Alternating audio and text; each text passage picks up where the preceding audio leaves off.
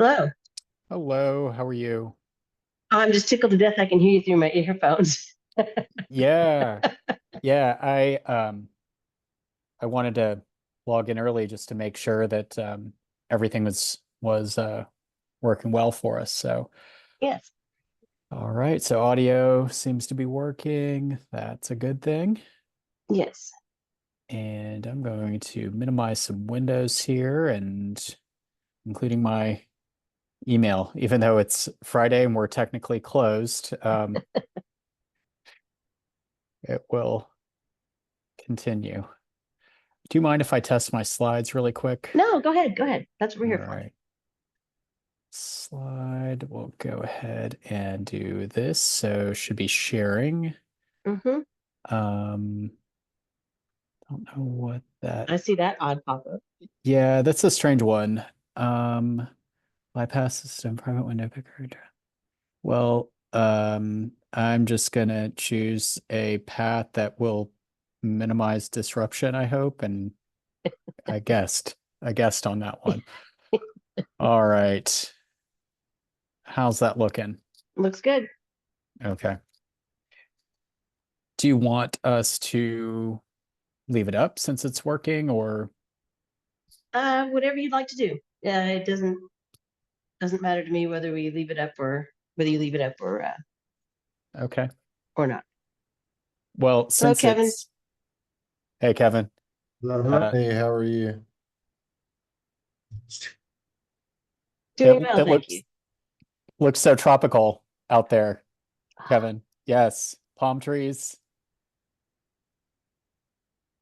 Well, I'm You on live campus and I'm hoping vicariously for the through my best to window go for the next home. hour. Mhm. Yeah, you've seen the blue blob that is headed to Lexington over Mhm. yeah. Yeah, just to keep it exciting. Yeah. We've had layers of snow and ice. So we had our public safety team sent an email to the provost office on Sunday, and the term that caught my eye was ice sandwich.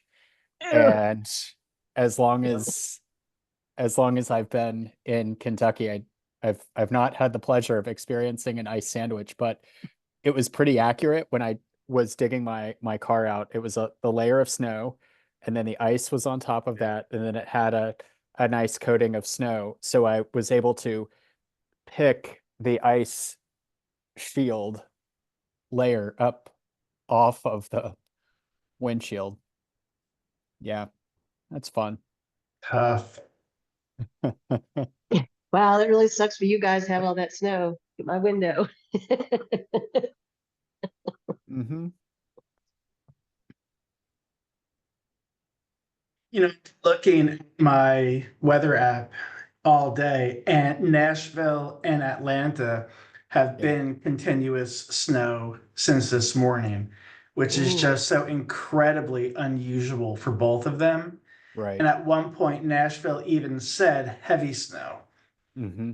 But outstanding. I've got family in Clifton, Tennessee, which is just south of Nashville, and they are just completely covered. Yeah. I can One of I can my I can confirm that the heavy snow is supposed to be in Nashville, but I can confirm that it has not yet arrived. mm, I talked to my mom about an hour ago. She lives in Nashville, and yeah, she said they've got maybe half an inch, but it has been snowing since 6 this morning, but they've gotten very little so far. But she said it's pretty. which makes me think too, we should do a quick round of informal introductions. Although Sheila and Gil, you've been emailing with Kevin before we get started. Sheila, do you want to talk about your work with CPE? Hi, yeah, just briefly. I work with the Vice President for Academic Excellence, and I am a Senior Director for Academic Excellence. So, what I say is academic excellence is my jam. So whether it's faculty development, things like this Leadership Academy, program review, program assessment, um, you know, minimizing duplication of similar programs, all those sorts of things. So I've been at the CPE for about a year. Prior to this, I worked at UK for the University of Kentucky for 28 years. And 18 of those years were in its faculty senate office. Nice. So Wonderful. yes. Can you tell me a little bit about yourself? So I am Kevin Dvorak. I am the executive director of the Writing Communications Center here at Nova Southeastern University, professor of writing as well. What it doesn't say on the screen, though, is I also oversee our first year experience program, which includes about 100 staff members, staff and faculty. And so I am in charge of their professional development each year as well. Senior editor of JFD, work closely with Rusty, and I've actually worked closely with Rusty for about 13 years or so now. Great. Yes. And Kevin has worked with us on the Pedagogicon that we host annually, the conference, and he has met Jana and has even worked with our graduate profile team. Hey, Jana. Hi, everyone. Perfect timing. Great. Do you want to test your slides, or are you feeling confident about them? I think they seem to be working. Are they advancing for everyone? Yep. Yes, so that's good. All right. And Gil, do you want to talk a little bit about what you're working on and what we're working on and Pictal and everything? Yeah, sure. I'm happy to. Hi, Kevin. I'm Gil Hunter. Yeah. And I'm sure Rusty's talked a lot about me, but no, probably not. But I do work with Rusty pretty closely for the last few years. We have on leading some faculty and staff development initiatives. A lot of it geared toward student outcomes that are measurable and defined, and we've really seen some good investment in that. Senior administration investment in some of that work too, so that's been great. I'm an English faculty member too. I'm in year 19 at EKU, and I just moved, I guess, after January 1st. I moved now. I'm in the provost's office. I have been in student success for a number of years when I left the English department full time, and then spent the fall semester working in the president's office on some faculty and staff development stuff. I'm working a lot with Rusty, working with human resources, that kind of thing too. And then the provost claimed me, I guess, from the president's office. So I'm happy to have a home there, and I'm working on a few things that I think will add value to the student experience, and as Rusty and I are experiencing, should help a lot with early career faculty engagement, and trying to build a robust mentoring network, and doing some things that are going to make EKU even stronger in terms of its teaching and learning profile. That's awesome. Really awesome. And I, as Rusty was alluding to, I love joining you all for these kinds of conversations. I think you are so much at the forefront of pushing higher ed forward with teaching and learning. And I was even saying to Rusty, coincidentally enough, 1 year ago today, the first or the second Friday of January, I was doing a workshop at Elizabethtown Community and Technical College. So it's really nice to be back with you for my annual presentation for Kentucky, as I'm hoping this goes into a third year next year. But it's always really exciting to get to chat with you all, because again, I just think you're doing absolutely wonderful work. And it's enjoyable work too. We've got a great collaboration, and this is building on some really important faculty development work, faculty leadership work. But Kevin and I have spent the last several years working internationally in areas of faculty engagement. And that's something that I know that we want to see as an outcome of the Faculty Leadership Academy. So there's a good deal of research behind these ideas, and of course the ongoing collaboration and connections are incredibly important. But I also agree with Kevin. I think we are at the forefront. We've at EKU, and of course with CPE, we've had so many exciting initiatives. In fact, yesterday at the end of the day, I heard from one of our faculty members, and Gil, it was Krista Kimmel, who's been really at the forefront of some of our faculty recognition efforts as in her role as a faculty innovator. our Thank a Professor initiative has just really garnered some national attention. I have segments of that and work that Kevin and I have presented, but we had an article accepted without revision for Change Magazine, which is, it has 121,000 downloads or something incredible. And so, you know, it's we're doing work that's nationally recognized, and we need to continue to build on it. So it's exciting work. Well, we'll do a round of intros once we get started. It looks like it's about 1:50, 1:59, and I think we have some great content. Yes, I'm looking forward to it. And Jana, I'm staying for your portion as well. Gil and I are going to be taking some notes for the February session. Well, I'm so glad, and I'm eager to hear your and Kevin's presentation too. So I'm here for the long haul as well. So Sheila, you got us for this day for sure. So Excellent. Well, we've got a full day ahead, or a full afternoon ahead of us, so I'm going to go ahead and jump right in.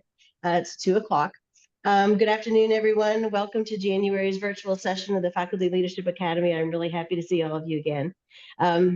The weather's lovely where I am. It's not. I know many of us have got kids at home today, and our schedules are a little wonky. So if it makes it easier for you to participate by keeping your camera off, feel free to do that. I know days like today are tough. So let's go ahead and get started. In the fall, we primarily focused on some foundational leadership skills like communication, dealing with conflict, when to involve HR, that sort of thing. But we're going to wade into some deeper waters this semester. As you all know, faculty leaders and faculty as a whole are responsible for the quality of instruction and quality of learning. So today and in February, we're going to be focusing on a faculty leader's unique responsibilities as it relates to nurturing and promoting academic excellence. So without further ado, I'd like to introduce Dr. Rusty Carpenter from EKU and Dr. Kevin Dvorak from Nova Southeastern University. Gentlemen, the floor is yours. Thanks, Sheila. And thanks to all of you. It's nice to see you all on Zoom, and I hope you're doing well wherever you are. We're monitoring weather, but you can see the palm trees outside of Kevin's office, and so he's bringing a little bit of Florida weather to us. So welcome to our session, the Faculty Leadership Skills for Academic Quality Now and in the Future. And thanks to Sheila and our colleagues at the Council for the opportunity to spend this time with you this afternoon. My name is Rusty Carpenter, and I serve as Assistant Provost and Professor of English at Eastern Kentucky University. And I'm also Editor-in-Chief of the Journal of Faculty Development. And I am excited to co-host this session with Dr. Kevin Dvorak. Kevin will give an introduction, but I will say that we've been working together for about 13 years now on a range of areas related to faculty engagement and faculty development, and have published pretty widely in that area, including a column in the National Teaching and Learning Forum. Kevin's a great friend of mine, an incredible researcher, and somebody that I think you'll enjoy hearing from today as well, and brings us a bit of a different perspective coming from Florida. Kevin?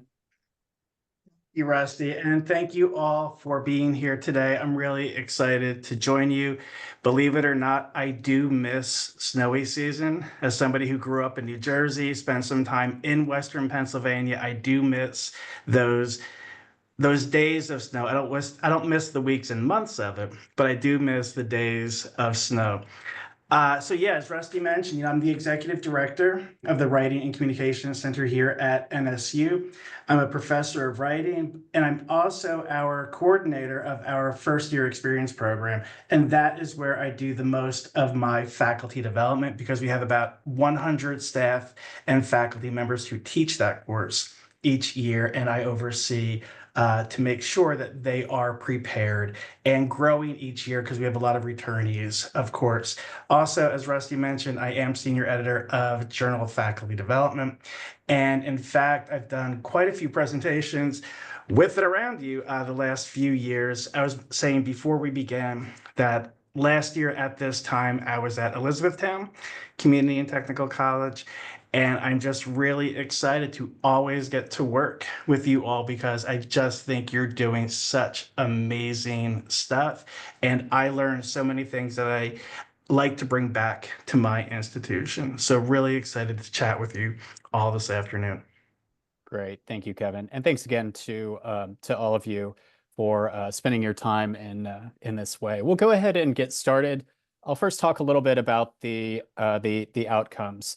Faculty members are uniquely positioned to lead efforts in ensuring academic quality across our institutions. It's really one of the many reasons that you are actively involved in this exciting program. But academic quality begins in the classroom. Many of you are teaching, you're leading initiatives perhaps in the department or the area where you work or where you teach. And as you might have experienced, leadership skills that we need as faculty members are changing pretty quickly due to demands at our institutions and also a range of internal and external factors. Faculty, however, have a unique and valuable perspective. We'll work together. Kevin and I will take you through several exercises to think about and work through and envision the intentional skills needed to lead academic quality. However, this session is also setting the foundation for our time together in February's workshop. And so we're building towards something even bigger and making those connections. I won't go through each of the outcomes today, but I encourage you to scan through those. We'll begin, though, with developing and establishing a working definition of what academic quality is. That's really the foundation of our the work that we'll be doing today. And then we'll move into some interactive activities and ask you to think deeply about faculty leadership skills, those that we need now at this current and also unique moment, and those that we anticipate needing in the future. We see in so many ways that faculty are the future of our academic institutions, and these leadership skills are critical.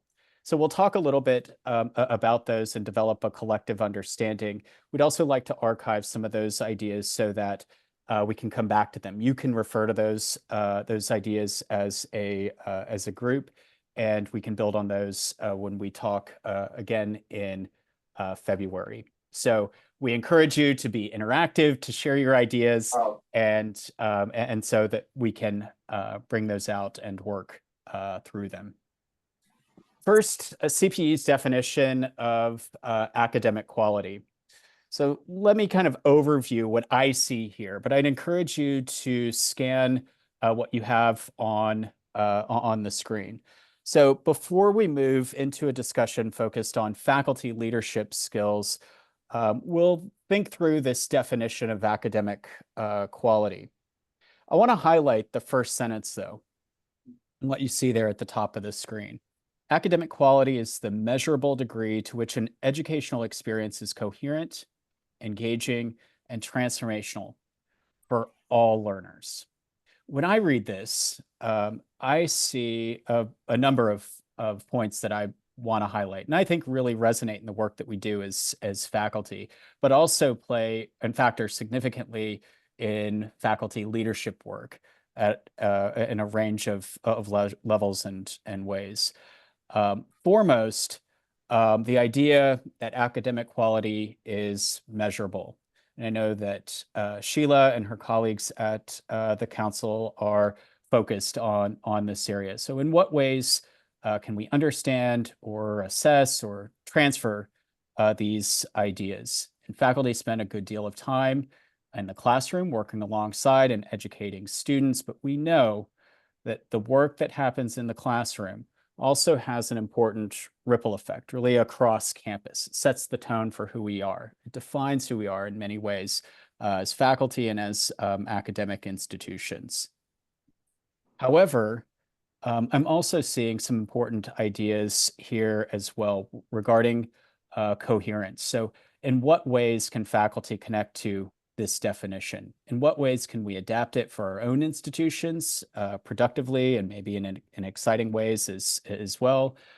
But we also need to create engaging experiences. And I'm sure that many of you have had these conversations at your institutions. In what ways are we engaging with one another, which is a focal point of the work that Kevin and I have done in the past, is faculty engagement, but in what ways are we also designing engaging environments for our students? For my colleagues here representing EKU, this one might sound familiar, but we're also charged with designing transformational experiences. And this is exciting, and yet it requires us to reimagine leadership skills on a regular basis. So we'll work with this definition of academic quality that CPE has provided us for us. However, we also need to recognize that each institution that you represent, that we represent, is slightly different. You have different goals. There are different types of institutions represented here. And we need to recognize and celebrate that as well.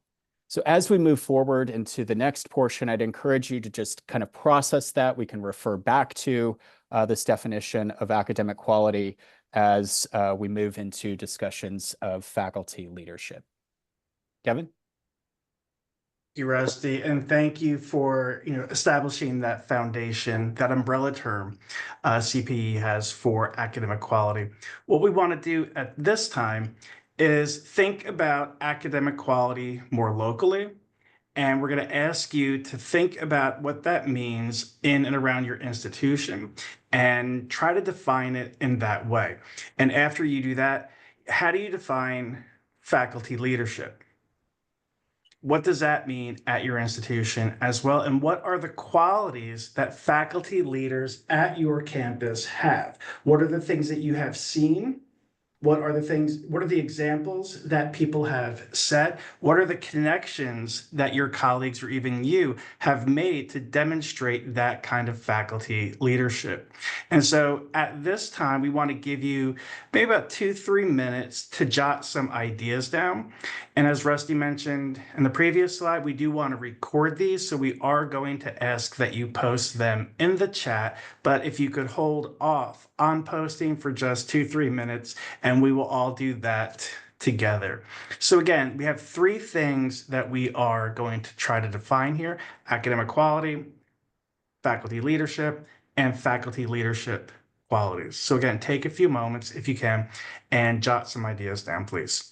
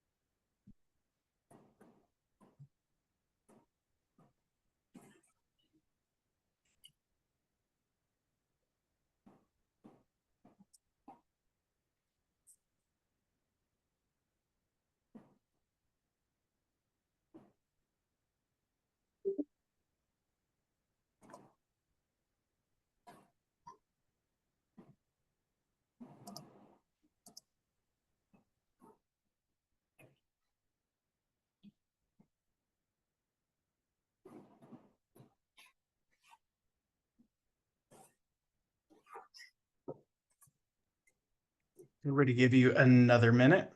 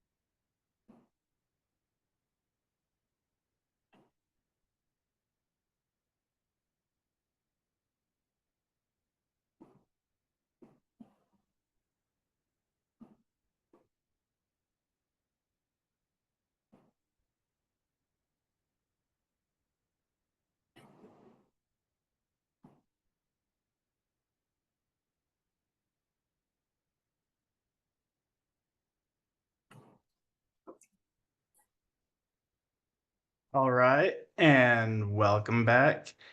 So yeah, thinking about how we define these terms, as Rusty mentioned, academic quality through the lens of CPE, we do want to think about it locally. And as a side note, I also am an academic reviewer for SACS. And SACS has its definitions of the way they do things, but it's always important as a reviewer to remember those definitions are umbrella terms. The way they are enacted, enforced, represented always matters more the way, locally. So we want to hear the way you define academic quality at your institutions, as well as the way you're defining the other two, leadership and leadership qualities. So if you would like to, at this time, please feel free to post in the chat what you have, and then anybody can raise a hand if you want to discuss what you have posted.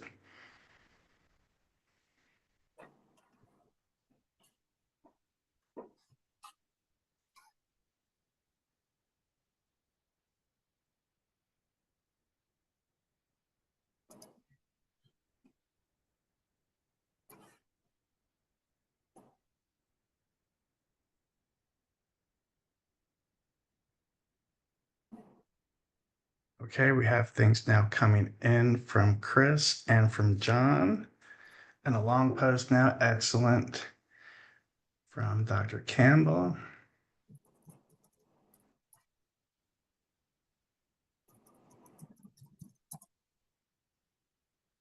All right, now we see Chris posting that, starting the conversation that it's meaningful to local community development, absolutely. And in faculty leadership, the idea of influencing initiatives, fantastic. All right, we've got 9 more new messages. Okay, we have lots of things happening. All right, so you take a moment to start reading through these. This is pretty exciting.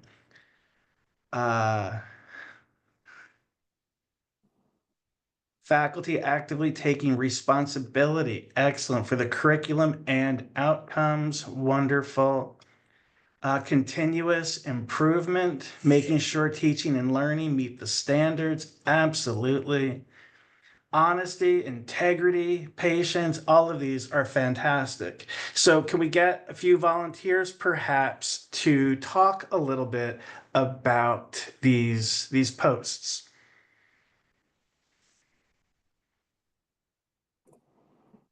I would be happy to start if you'd like. This is Jill Campbell. I'm from Eastern, so we're really excited to have Rusty here today as well for our school. But I'll be honest, the list that I just posted was actually part of like that pre-work that we did. I had made this list, and so I didn't really send very much about the academic quality because I thought the definition that we just went over was really great. But I did want to just sort of maybe go through, that's why mine are listed that way. But when I was looking at this, just qualities in people that are going to be leaders, no matter what that position is, whether that's directly in their classroom, whether that's in any kind of named role or something. But this is what I came up with. The ability to effectively work alongside and motivate many types of people and personalities. That feels like a really important one, especially right now with a lot of conflict in our society. The ability to appropriately set goals and develop criteria and the measurement of those. That was a direct reflection of one of the readings that we did that was talking about the measurement of teaching and really supporting the idea of strong teaching in the classroom. High level of execution and productivity, being able to get things done. Flexibility with forward thinking problem solving. I don't think we even know yet what our next set of problems are going to be in higher ed. So thinking about that, a growth mindset, but definitely a student-centered mindset. My philosophy has always been, I will work with anyone who I feel like their goal is to improve the student outcome, even if we have very different ways of thinking about how to get there. Being a clear and concise communicator, just being ethical, I think is very important to say right now. Understanding of teaching and pedagogy. This is as an education person, this is huge for me. Healthy climate for the workplace, being creative, having a diverse and broad understanding of sort of the whole of what you're dealing with in higher education, and then the ability to interface and communicate the value of higher education to the community at large. That's what I came up with. Wonderful. Wonderful. And I really, resonating, I hear diverse, I hear creative, I hear flexible, and recognizing that a one size leadership model does not fit everybody and every situation. And that need to consistently adapt is just so critical. Wonderful. Thank you, Jill. Anybody else?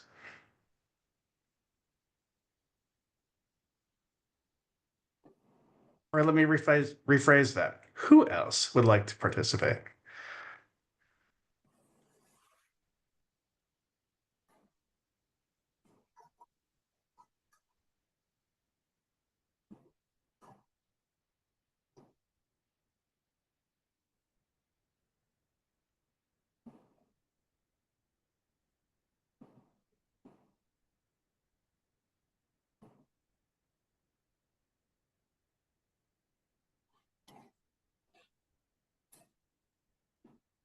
Can we get one more? I guess, can I ask a question?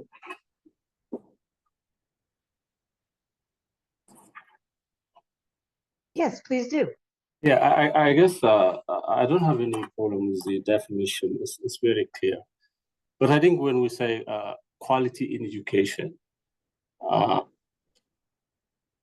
we assessing the faculty here or the outcome of the education system? What is being assessed? It is how are we trying to measure the quality of the delivery system, or is quality measured by the number of students passed or successfully graduated?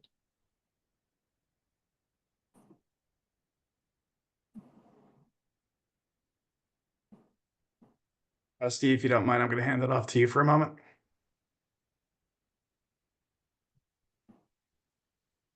Yeah, thanks, Kevin. And I know that we have some representatives from CPE here as well who might be able to speak to that.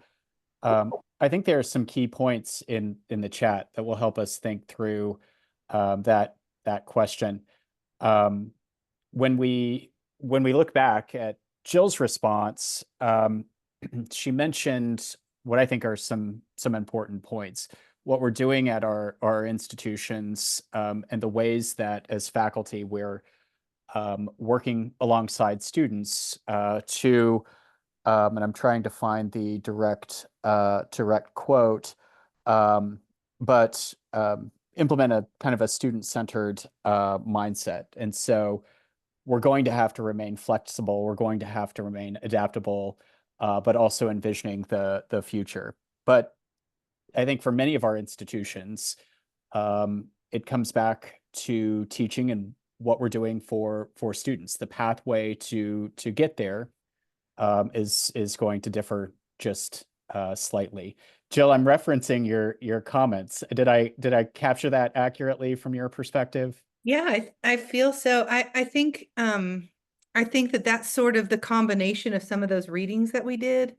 It was, and I also think that the question talking about the word quality, that is sometimes, I was actually typing something, I was getting ready to post it. Sometimes that word can be an indirect or a direct implication of a bias. I feel like that word quality is a word that sometimes feels like a gatekeeping word. And so I love the idea of defining it in that way. And my thought is that it's both about the measurable outcomes, like skills that are gained, but also the path by which it's taken to get there. So it's kind of a combination. I think there were two different readings that kind of could come into that, but no, I feel like exactly what you said is what I meant. Mhm. Hey, And I think we'll- Russell, if I may comment on this one, so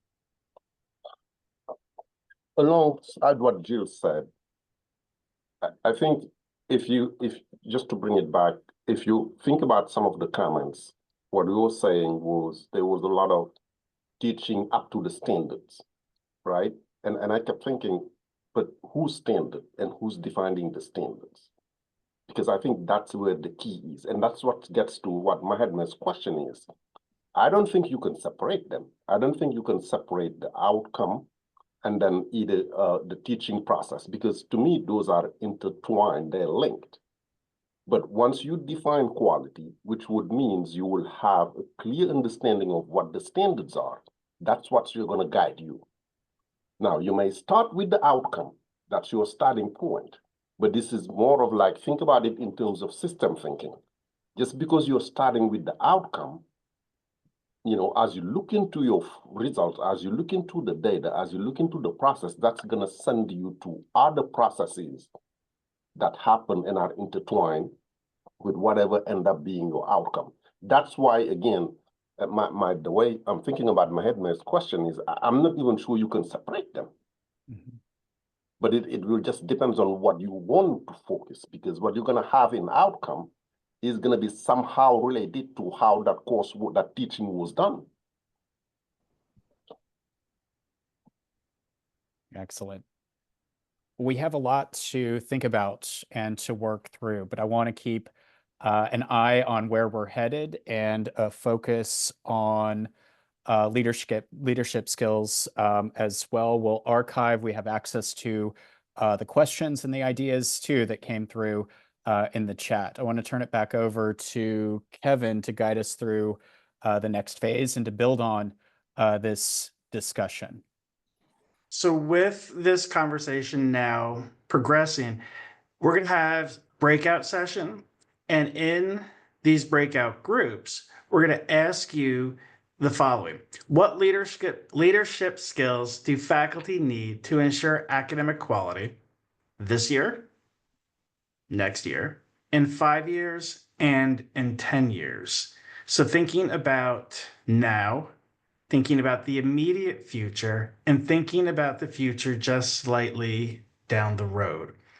So I do believe you'll all be getting into small groups, and we'll give you about 7 minutes or so to talk together. And then at the conclusion, we will bring you back and again, follow the same pattern here by putting some ideas in the chat and having a brief discussion.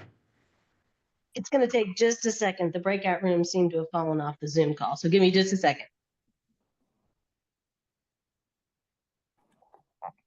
And in the meantime, then I'll refer to a presentation I did yesterday for our honors college here, focused on the future, specifically related to AI, and just such a hot topic in higher ed right now, and really the need for adjusting, the need for adapting and evolving in the moment, thinking about a lot of what we've already discussed here, learning outcomes and faculty development, and what does that mean for the immediate moment, and what does that mean for the long term as well. And while Sheila is setting up the breakout rooms, we'd like to build on these ideas. So you can use some of the Zoom features once you're in the breakout room capture some of the ideas. I believe we'll have a mentor in each room. However you would like to do that, you could use the Zoom whiteboard or other features, but we'd like to come back to some of these ideas in February. So please help us capture those when you move into the breakout spaces. I think the Zoom whiteboard is pretty workable and reliable these days. So I'd recommend that, but you can use a Google Doc or other features. And Gil, Sheila, and I will follow up with you to get those ideas. Or you can use AI, probably. Has a pretty good summary feature.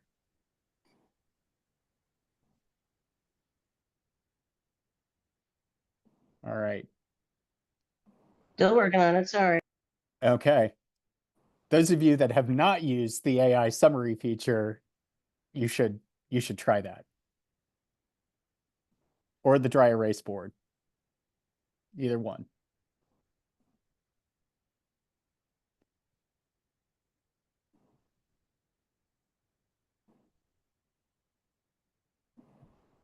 We'll hold this breakout.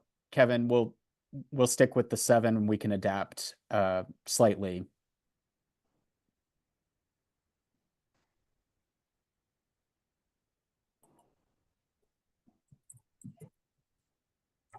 I think I've got most of you in spots. I think what I'm going to do is send most of you to your rooms, and whoever's left, I'm going to add you to the right room. Okay. Apologies if this doesn't go well. We'll keep you updated through the broadcast feature before we invite you back. Enjoy your work in your breakout rooms.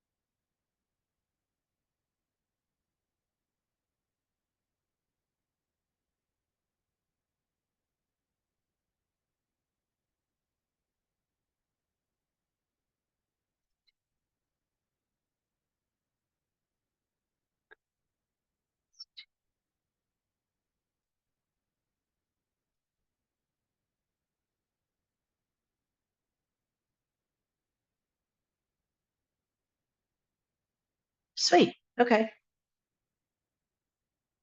Thanks, Zoom.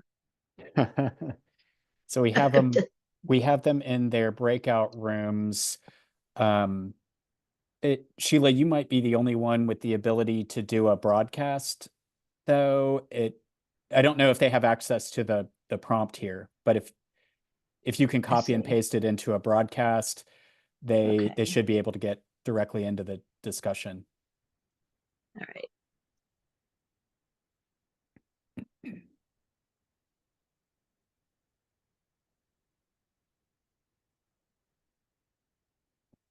And we'll plan on 7 minutes for this one, but we can reduce slightly for the second breakout. And Kevin, depending on how the discussion goes, we can probably do the reporting out pretty efficiently. And then ideally we would be able to archive those ideas. So maybe we could get those from the mentor. Great, Sheila, thank you.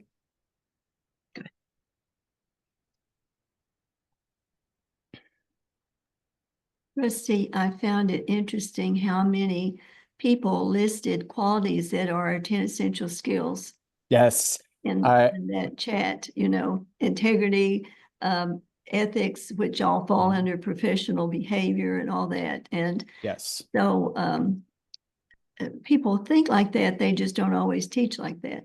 Yes. I noted several, including communication. Oh, yes.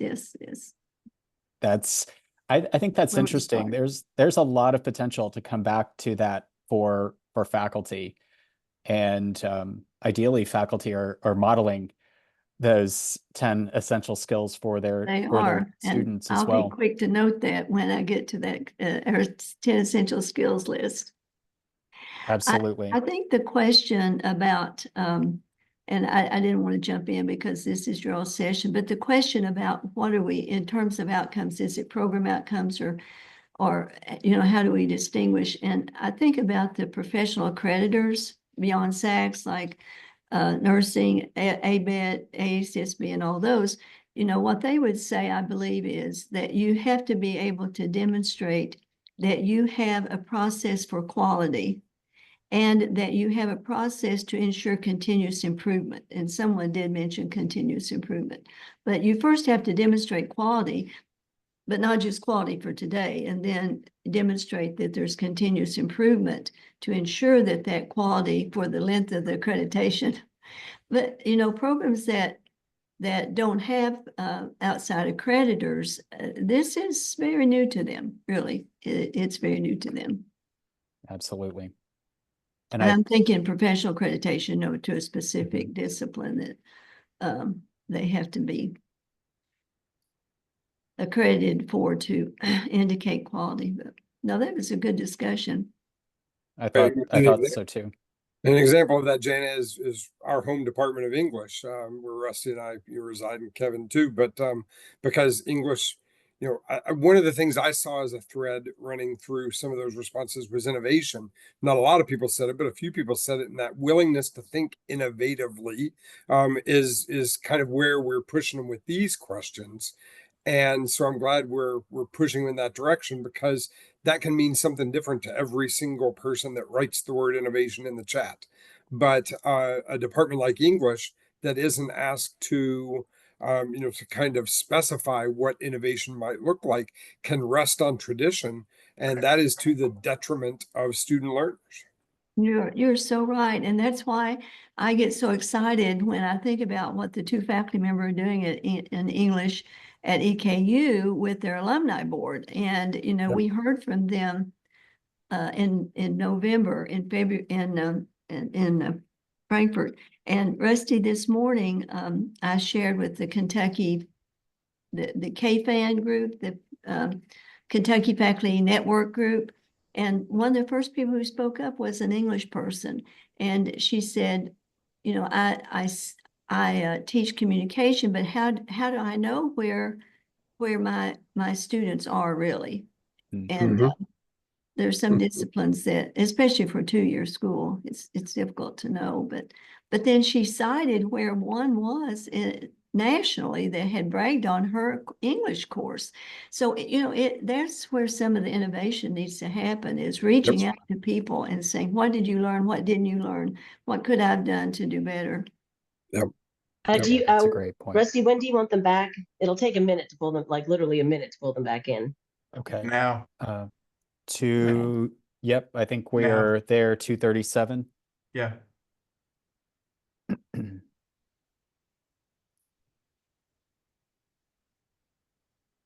And keep in mind, Rusty and Kevin, we do have that 10-minute buffer, and we can certainly claim some of that time. We would have a 3 o'clock, hard end. We need to be done before 3 o'clock, but we do have that 10-minute gap. Absolutely. Thank you. And we might need 2 or 3 minutes of that time, but I think we can capture the highlights in the discussions. Yeah, and build in the recap, kind of as a final part of your presentation. Yeah, and go ahead right up until 3, because if you don't, I'll just have to start early. That would never do. So go ahead. Yeah. And Sean, we saw your message there. We're bringing everybody back from breakout rooms, so you're just early getting back into the main room. Your group will be joining you. So can we move forward one slide to the recap for breakout 1? Yes. Which is basically the same slide with group debrief written on it. Go back one. There we go.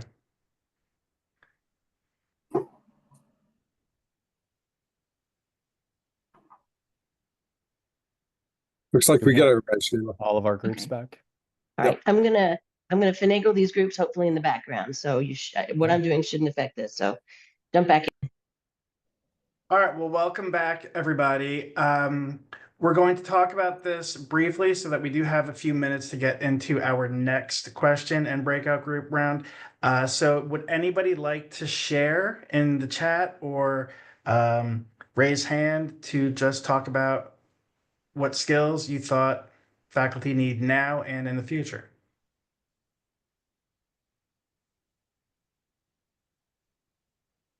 Ryan, go ahead. Absolutely. Actually, Rusty, I want to say, make sure that was 7 minutes because it felt more like 2 or 3, but I'll give you the benefit of the doubt there. We pushed through, no less. We collapsed because of time this year and next year into a category, and then 5 years, 10 years into a category, right? So we just made adaptations and went on. This year, and next year is always flexibility for a faculty member to see academic quality. It's all a dance, right? We continue to do this flexibility piece of it, the ability to communicate, information literacy to make informed decisions. Again, back to that summary functionality, Russ, you're talking about with the AI, but being able to take a large quantity of information and to distill that down into decisions. Technology literacy that we talked about a little bit before we left, the AI, and not only AI and any other technologies that come down the pipe that we'll get to that in 5 and 10 years. Goes without saying, content expertise. We don't want to lose that, right? We still want subject matter experts in the different disciplines that we have. Critical and creative thinking, and also the ability to reflect and make course corrections as needed as we go along. We skipped to 5 to 10 years. We know there'll be a growing emphasis on technology. We don't know what we don't know right now, right? So the things that are going to come, some may be excited by it, some may be just utterly fearful of such. If AI is an indication, what could be more? What else is coming down, right? And not only that, just in and of itself, but the effect that it'll have on education in general and higher education. Engaging in civic life, the ability to move forward as a leader and as an administrator in our institutions and engaging with those. Not only, you take yourself a little bit out of the classroom, moving more into the politics of local, state, federal government and what those changes will have on us, which will be another good one for this upcoming year. Adapting to landscape that is given to you, other mandates that come down the pipe. I think that we also have a bit of fear of what's to come without getting too political. So I'll just leave it at that and we'll move along. Thank you. Wonderful. Thank you, Ryan, for all of that. Matthew, we'll go to you as well. And then after you, we will move on to breakout 2. But others, if you can continue to post in the chat, again, we want to document as much as possible. So Matthew? Yeah, so Jason just dropped our notes in the chat, but the thing to add to that, again, talking about AI, is also the need to communicate to students, other faculty, other stakeholders, other communities, why it is that just dumping stuff into Google and letting the AI output something for you isn't enough. Why do you actually need to think about this yourself? Why can't you outsource this to technology? Thank you, Matthew. Appreciate that. So Rusty, do you want to take us now to breakout 2? Yes, and really quick as we transition to that, Matthew, that is the perfect opportunity to advertise the 2025 Pedagogicon, which is focused on durable skills. So everybody here, submit your proposal, because that is exactly the kind of conversation that we need to be having right now. But to continue our theme of faculty leadership, we want to move forward, and we recognize that there were a lot of ideas shared in the creativity research. We call that rapid fire thinking, getting the ideas out, and we're going to continue with that theme. So in breakout 2, we want the groups to identify the top 5. You've heard from Ryan, you've heard from Matthew. There's some incredible ideas in the chat, but from your lists, identify the top 5 skills, leadership skills that faculty will need to ensure academic quality in the future. So we are thinking ahead. However, we'd also like you to draw from your Strengths Finder. you might have the book, it might look something like this. Maybe you have a newer version, but you have some experience with the Strengths Finder and the Strengths as well. So help us make some connections to the Strengths as we move into this next breakout. I'm looking at the time. Again, rapid fire thinking. We'll give you about 5 minutes in your group. So get those ideas going. And we'll see you back here in about 5 minutes to debrief. All right. Sheila, we're ready to go back into our groups. See you all shortly.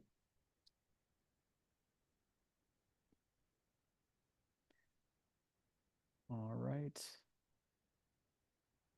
Everything goes smoothly. Sheila, on your side? Sheila, I see Yes. Sean Kelly hanging out here with us, so it may not have gotten added back into the right. All right. Sorry about that. John Kelly is one. With Ryan. Right. Sorry about that, Sean. Not the being with Ryan part, just the being left out. All right, he should be gone. There you go. Okay. Yep, he's gone. All right. We got him. You know, it's we have these condensed time frames, but in thinking about Ryan's comments and what seemed to be very productive breakout rooms. I mean, sometimes I like having a very narrow window, right? I mean, that the constraint enhances creativity. We need to go and think quickly and move forward. But Ryan's list of ideas, you know, the 5 to 10 technology, but what was really interesting, what stood out to me was in 5 to 10, the civic life and the engagement, right? Those two stood out to me. And then with Matthew's comment, I thought that really moved us into an interesting space where we are going to also have to think about those durable skills for on the faculty and on the leadership on the leadership side. So Jana, you know, we see those parallels, like we were talking about a few weeks ago. We have a nice scaffolding to work with, but what stands out to me was, it'll be interesting to see if this comes through in the next breakout, is this going to be a reliance on the interpersonal skills? Because AI can do a lot for us. AI can save us time. If you're using Asana and other, you know, Gil is now in our Asana world, it can save you time. And so if we're able to lean into the technology to allow us to save that time, do we then have more time to build relationships among one another and to be creative? I guess it just like in teaching, it kind of depends on the goal.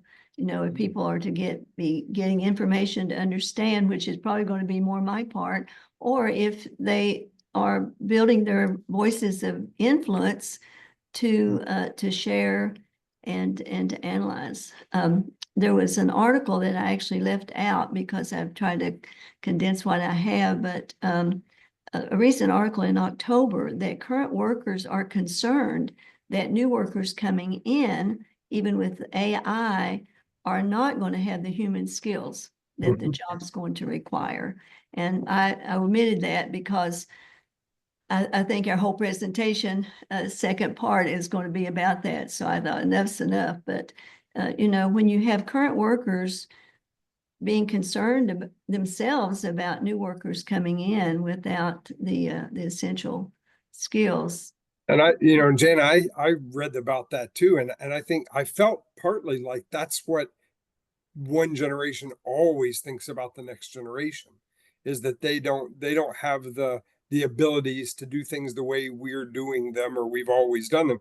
But that's part of the mindset we have to shake ourselves out of too, is that we can't keep doing things the way we've always done them. And I was thinking about that with Rusty's comment about AI. We're going to have to shake people out of a resistance to AI, because that's going to privilege a whole different way of thinking. Yeah. And so, you know, that interpersonal part is not what some English faculty like about the work, but suddenly that's going to be more important than ever. Well, and that way of doing things, though, I agree with you, but it hasn't been about about human relations. It's been Right. about, do they know how to operate this machine? Do they know how, you know, I've done this for 25 years. Do they know how to operate the machine? No, Right. it's a whole different concern Yeah. that we're seeing. So good point. If you I don't wanna keep- mind, quick story I think is fascinating. I taught Sorry, two quick question. sections. When Yeah. do you want me to, let me know when you want me to bring them back in, because it takes 1 minute. Okay, should Now. we? Tell Yeah, him now, and that let's- gives Kevin 1 minute. 1 to tell- minute. Exactly. So I taught two sections of first year experience. Each had 22 students, so that's 44 total. 43 out of 44 of them used AI regularly in high school. I had 2 peer leaders, 1 in each class. They're both juniors. Neither of them did. Yeah. That is Yeah. only 2 years difference. What a massively different experience they have had transitioning from high school to college with this tool available to them. Yeah. And both of those peer leaders are still unsure about it in ways that the first year students, they're totally cool. I'm Yeah, on a yeah. board with a medical doctor who owns an AI company. And his comment to me was, in 5 years, we will not understand at all the environment that has happened. So you've gotten 2 of those years, Kevin, and you know, we don't have many more years to adapt to what's coming. Fascinating. As the groups are coming back to the main room, I'm going to keep an eye on the time. And what I'm going to ask you to do is for a representative like Ashley did, to post your top 5 to the chat. You can go ahead and post your top 5 when you are ready. And that way we will have access to them and we can review them as a group. Excellent. Thank you, Jason. Thank you, Ryan.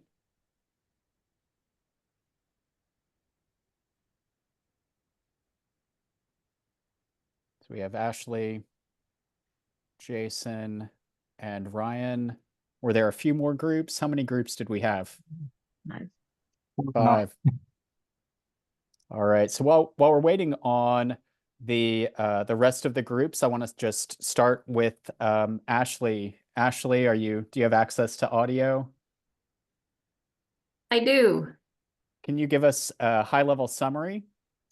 Well, the biggest 2 characteristics that came out, we have 5, but first and foremost, adaptability, flexibility, and that came across in our discussion earlier. Like you say, we just don't know what to expect. So someone who has the ability to go with those changing times will be best. Problem solving, someone who has a strategic way of thinking. Also, what came up is learner, being informed, but wanting to stay informed. Learning these technologies and really being interested in how they can benefit higher ed and how we need to start defining the limits of them and understanding them. Someone who's futuristic kind of goes along with the idea of adaptability, flexibility. Someone who can forward think and be prepared for what's coming if possible. And then also someone who's an activator with an influencer quality, the ability to really spread the word. You know, if you have an idea or a plan, you have to be able to communicate that in a way that helps people understand what you're thinking and why to go along with it, essentially. Thanks so much, Ashley. You've shared some incredible ideas and some wonderful ideas for us to think about. Let's move to Jason, your group. Do you want to give us the 30-second high-level summary building on Ashley's groups? Yeah, some similar themes here. I think something that's really important in Kentucky right now is that last one that I listed that's Michael brought up in our group, is that the belief, knowing who we are in education, what our mission is, and understanding, you know, all of the different aspects of a university that support that mission, and being able to defend and represent that to legislature and others. Yeah. So, and then I think learner and authentic engagement kind of go together. understanding the different ways that students are engaging now with education, online, in person, on their phones, otherwise, and Gen Z communicates in a different way than we do. So understanding that, and then always looking to the future. Academia can be very stagnant by nature. So that's a quick overview. Yeah. Thank you. Thank you, Jason. Ryan, would you like to build on that at all from your group's discussion? Just real briefly, we came with 6 because, we're academics and we don't go to the normal guidelines, but we could have gone 10 or 15 listening to our other groups as well. A lot of good things to add there. All of them, I think you can make it a case for being essential. So I'll leave it at that. Thank you, Ryan. Absolutely. Kenneth. Yeah, we borrowed from Clifton Strengths, but we also came up with some general ones that are, as we all know, being a visionary is important for leaders, but in the readings, we know that there's a shortage of leaders, and a lot of times the visionary pairs up with the person that can execute. So knowing that we have to have leaders that have multiple skills that can do both is important. The others, both folks have summarized, but I added another one in because we talked about systemness at one time, and being able to take a systems approach where we're bringing together everyone in the team or multiple teams so that they can all contribute to move forward. Thank you, Kenneth. Excellent. All right. Let's see, Matthew Kirby. Yeah, a lot of ours were similar to what's already been discussed, things like adaptability. Empathy was mentioned early on in our discussions, and I think that that's certainly going to be an aspect. And then maximizer came up in our discussion as well, taking things from good to great, and communication along with that. As you see, we only have 4. Yeah, Brad added another one, strategic and creative, I think would certainly have been part of our list as well. Personally, I would throw in the trait of positivity, just because it's easy to get pessimistic sometimes, and that can poison the well a little bit. So I think just maintaining a positive outlook. We just always hear so much about how dire the future can be sometimes, but I don't know. I believe in a positive mindset. So thank you, Matthew. And again, we have a range of ideas here, but you can begin to see where some of these ideas are overlapping, and maybe we're moving into some trends, as well as we talk a little bit about the work that Dr. Weiss is doing with the graduate profile, but certainly some incredible ideas that Gil and I want to build on when we see the group again in February. I know that we're very close on time here, so Kevin's going to overview the homework, which will give you more time to think about these ideas from your breakout groups. So really quick, I know you can see these on the screen. We're going to ask you to develop a working faculty leadership philosophy.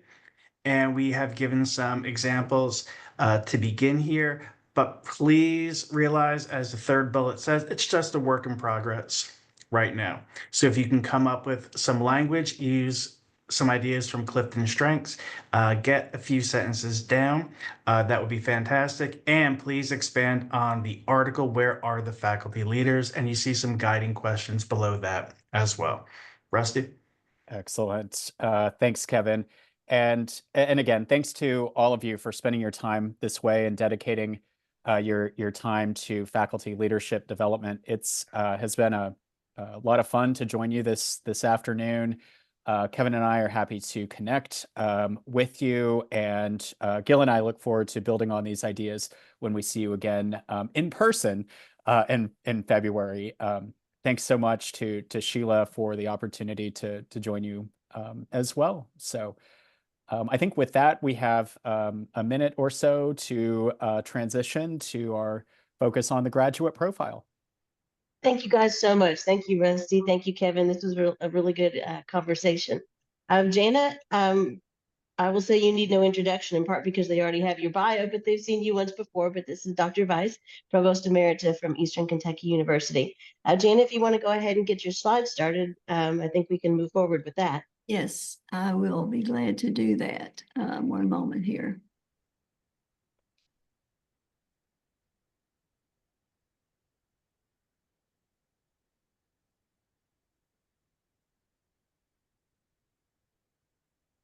And Sheila, I believe there may be a little bit of overlap between the Kentucky Faculty Network group that I met with this morning. And so if that's the case, it's possible that a couple of people may have heard some of this before. But I'm delighted to be here to share this with the Faculty Leadership Academy, because I believe it is one way that we will see the transformation in Kentucky that we're looking for. And as Kevin said, across the country, people are wondering how to do this, how to implement these transferable, soft, essential, durable skills that the workforce is wanting. And I believe Kentucky is ahead of most states, because as you're going to see, we do have, let me start from the beginning here. We do have a framework, and we have the definitions, and we have some assessment material, and that's what I'd like to share with you. And I will say I am very high touch. I am very much to listen and hear, and so either Gil or Rusty, if you would kind of monitor the chat for me, that would be wonderful. I'd really appreciate that. And Sheila, thanks for asking about this to share with the Academy. We're going to focus on three things today: why professional skills or soft skills, or whatever they're being referred to, have become essential skills for Kentucky. We're going to talk about what are the Kentucky Graduate Profile 10 Essential Skills. And you might ask yourself if you've heard anything about these today before with Rusty and Kevin in this conversation. And then how are essential skills being integrated into academic programs to increase quality, relevance, and equity? For the first time in 2023-2030 statewide strategic agenda, Council on Post-Secondary Education has adopted a quality metric. We worked on quality, we believe in quality, but until now, there really had not been wording in the strategic agenda. Now there is, and it goes like this: work with campuses to ensure the essential competencies and outcomes are embedded in all academic programs. That's quite a charge, because there are hundreds of academic programs across the Commonwealth. But we refer to that then as the graduate profile. It began with a question from Dr. Thompson saying, what would it mean if every student in Kentucky who graduates from a public institution could be assured of having a certain set of skills that will help them be prepared for the workforce? So the framework looks like this, and the framework really is built around my years as a provost working for a QEP for SACS around critical thinking and communication, but really it works statewide, and that's what we're seeing. So on the left side, you see the strategic agenda that quality, relevance, and equity should be a part of every student's degree program. Institutions normally crosswalk to their vision, the mission, and objectives of embedding these 10 essential skills. That'd be the crosswalk for this particular project. And then Kevin mentioned first-year course and how important that is to get students' mindset thinking about the skills that they're going to acquire in their academic program. But it can't just stop there. There has to be a partnership with general education. General education hands off to program-specific curricula, co-curricular experiences, and experiential learning. And when that happens, we say we have a prepared student, a prepared graduate. We began with the first 12 institutions, or 24 public institutions in Kentucky. The first 12 were the 8 four-year institutions, and the 4 community colleges that were first to step out. And then last 2 years ago, we added the other 12 community colleges. So we have every campus, every institution that you're from working on this project of developing a prepared graduate. So what has happened to bring these skills to the forefront? In the first year of the 21st century, we had a national focus on numbers that called the completion agenda. Can we increase the number of degree holders, close the achievement gap, require fewer hours? Everybody was mandated to have no more than 120 hours in a 4-year program unless there was some accreditation requirement. Keep the tuition down, reduce the amount of graduate debt. Kentucky as a whole at that time had chronically low graduation rates, and 4-year, 6-year, 8-year. And I know an institution, a 4-year institution, that after 4 years out of their 100 brand new freshmen coming in, 9 had graduated in 4 years. And obviously that's unacceptable. So it took a state to embrace this idea that we will work on graduation rates. So this week, I think it really is worth pausing for a moment to say that Kentucky has now, with the increased percentage, we are now slightly above the national graduation rates for 6-year students. So we need to celebrate that. But I've got this message in here that I really didn't care for. I don't care for now, and it has stopped, for schools to get in, students to get in and get out. Well, what that implies, yes, we want them to get in, we want them to get out with a reasonable program, reasonable time, but we also want them to know something, don't we? And studies show that students have not gained the human skills that companies look for, the workforce looks for, or graduate school either. So employers want job candidates that can communicate. You know, that's the top employability skill that is almost with every offer for a job is, can you communicate? But also critical thinking, listening, team skills, interpersonal skills. So employers want these, and they say it's hard to find. Also, research has shown for a long time that graduates have inflated confidence in what they know. And that so do we as provosts also. We rate students' abilities higher than the workforce does. And that's not just recently, that has been for a long time. We now know that the legislature, they're counting on us to prepare students for the workforce. The public is counting on us to add value, to be worth the cost of a college education. So there's agreement across the line here. That's why we wear this little pin that says higher education matters. It really does. But for me, it's always been about keeping our promise to students. I mean, how well has a school kept its promise to 100, leading up to 1,000 incoming freshmen, and 9 of them graduate in 4 years. And no one published this marketing saying, come in, 9 of you will graduate. This is not what we want the public to see. And I really love this quote from Tom Sugar, the former president of Complete College America. Access is only the beginning. It's an empty promise if we don't provide success. So what does that really mean to have a successful graduate?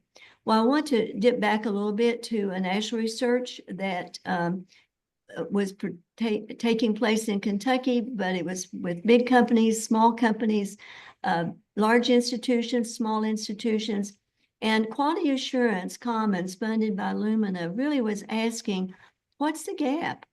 What's the gap between what employers are seeking and what they're actually finding? And there were 4 major findings that came out of that. One was there were 8 essential employability qualities, they call the EEQs, that were needed to close the gap. We have 10, we'll look at it in a minute. But they align very well with these 8.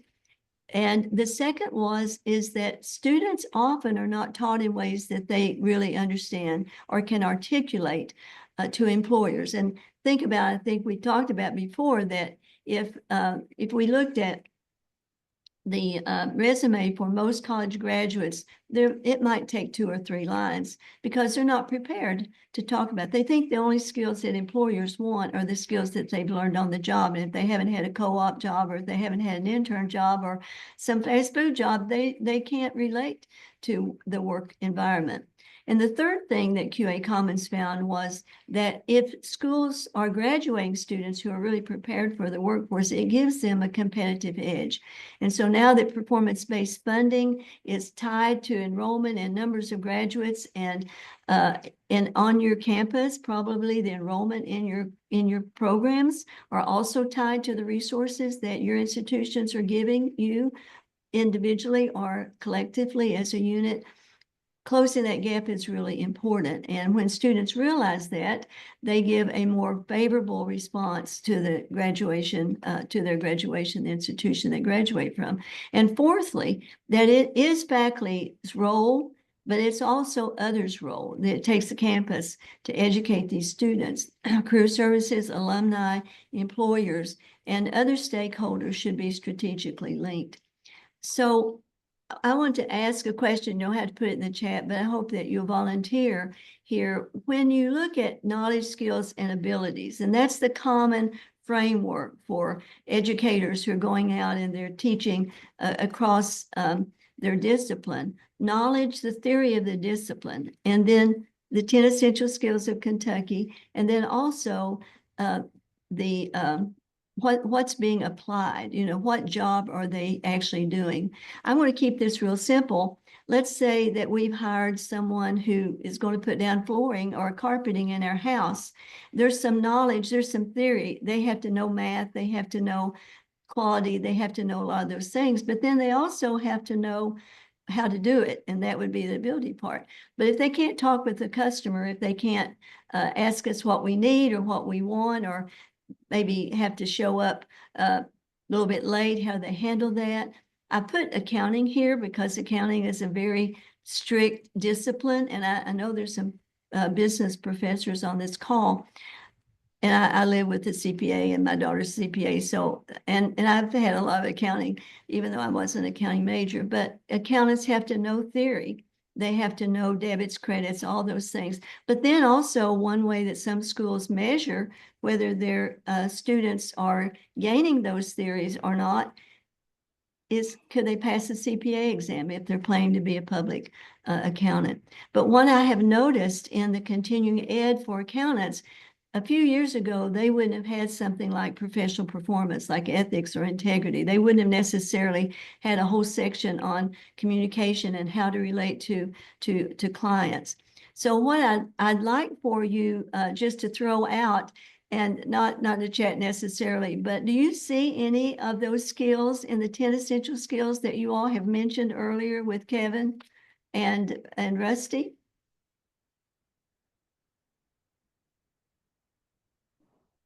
What was probably the most important one or most frequent one we heard?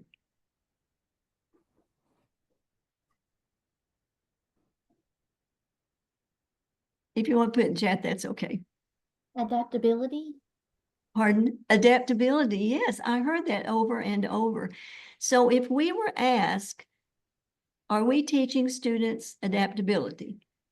How would we know that, and how would we demonstrate that? So that's really where we're going with this conversation. Also, I would like to comment on something thank you, by the way, for that comment. I'd like to comment on faculty being holders of the curriculum. I mean, that's a given. That's accreditation given that that the curriculum belongs to the faculty. I'd just like to make a note here that it's not laissez-faire. Faculty does belong to the curriculum, and no one's more important to me on a college campus than the faculty, because faculty have the theory of their discipline. They are the content providers, but it's not laissez-faire, that a faculty can just pull to the side and say, well, in my class or in my discipline, I'm going to teach X or Y, because we can't reach critical mass of quality at that point. So these are the 10 essential skills. Campuses can add more, and they do go a little bit beyond the 8 essential employability qualities. One would be civic engagement. We've heard about that earlier today as well. So what has that meant then? How do these findings in 10 essential skills impact faculty? Well, what we've seen in the 3 years that we've had the graduate profile operating and the academy teams is that faculty collaboration has increased. And there's a really point that one faculty made, I've never forgotten it. Innovation happens when faculty collaborate. We have to pull together and share ideas, just like you've done this afternoon. Also, intentional planning of the curriculum. If someone says, well, I don't know what skills should be in my course, that tells me that that faculty group has not planned their curriculum. They haven't planned the sequence of courses where one course builds on another, where the skills introduced, reviewed, and mastered.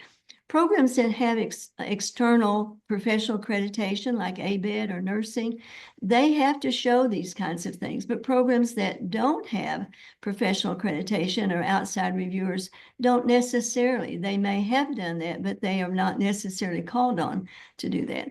And then also increased need for professional development. I think Rusty and I are seeing, and Kevin, you would see that faculty want more professional development. Would you not say that, Rusty, at this point? They're longing for professional development. They're saying, okay, you're showing me what I need to do. Now show me how to do it. And then enhanced faculty leadership, which is where this leadership academy is going. You know, how do you develop leadership on curriculum? How do you develop leadership in your department? And I would encourage you, and I know some of you well, so I know you're already doing this. You have a voice of leadership. You know, sometimes we have to earn the right for that voice. You have to lead in place. And what that means is that you have to demonstrate quality yourself first, and then to see how continuous improvement. I like that idea of good to great. You know, what bus are you on? What seat are you in? And you're in this leadership program so that you can see a future for your program. You can see increased enrollment. You can see increased quality. And then also we've seen an increased communication with students. I want to show you some slides that show some of that. And then the phase 2 would be, well, then how do we tell? How do we know whether students are getting these skills or not? So the professional development has been broad and wide. You see Kevin and Rusty right there in the front with the 24 teams collaborating for the first time. We had all 24 institutions at the 2023 Pedagogicon, and it was wonderful. They were learning from each other. We brought Sandra McGuire in at the Pedagogicon last year to talk about metacognition, how students learn to learn. And then Tilt with Marianne Winklemas on transparency in what we're teaching. But also asking executives, what do you want? What are you looking for? And then asking alumni for their feedback. What do they wish they had had? What helped them the most? And then this top goals over here with President Thompson, Aaron Thompson of CPE, talking with the academy teams. So it really is about communication, even what we have done so far. But professional development is one way to help faculty prepare for their own communication, working with students in their discipline to know they're ready to hand off. The marketing to students has been phenomenal. I've just shown you a few slides here, but at the bottom you can see faculty. This happens to be at Gateway, where all their faculty came out and began filling out Post-it notes as to where in their curriculum they thought this particular skill, they were assigned a skill. On their seat had a Post-it note. So whatever the Post-it note was, whatever skill, that's what they had to show. Lots of innovative ways to get at this. It can be done on a computer. It can be done with larger Post-it notes. These are these are employees who are alumni, and everybody had an opportunity to ask them. So one of the things that kept Rusty and me very busy last year was bringing Stephen M.R. Covey to talk about leadership. And he presented first to the Graduate Profile Academy teams. Every team was present. And then, you know, we were able there at the Center of the Arts to talk with post-secondary people, K-12 people. We had business people there. We had politicians there. We had the Kentucky Board of Education there. We had our criminal justice. We had about 80 cadets there. It was a great way to hear the same message. And that's what I would encourage you to do, is leading your voice to lead, is does your campus hear the same message? Does your department hear the same message? Or does everybody kind of carry their own message? And that's what we're working toward. So you might say, well, how do I map my curriculum? And here's a really simple way. This is what I consider probably the most outstanding nursing program in the state. And here these faculty are looking at these big screens to say, where do we teach these skills? Is this the right place? Where do we introduce them? Where do we review them? And where are they assessed for mastery? It's a simple process, but it takes time. And I want to give a suggestion. I believe faculty need time. And one of the things that we instituted at EKU was an Assurance of Learning Day. It was a non-instructional day, not because of snow or weather, but because faculty received their student assessment outcomes, and they sat and looked at them to say, are we teaching this in the right place? Are we asking what we should ask?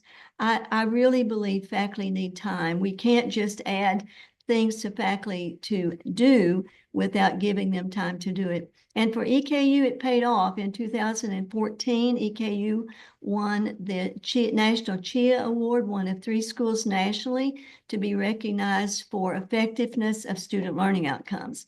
So if our departments really don't know what their student learning outcomes are as a program for theory, practice, and skills, then probably something could be put in place. And for us at AKU at that time, I know that I'm not sure they continued. I know it ran 10 good years, but I know they're still being asked to assess.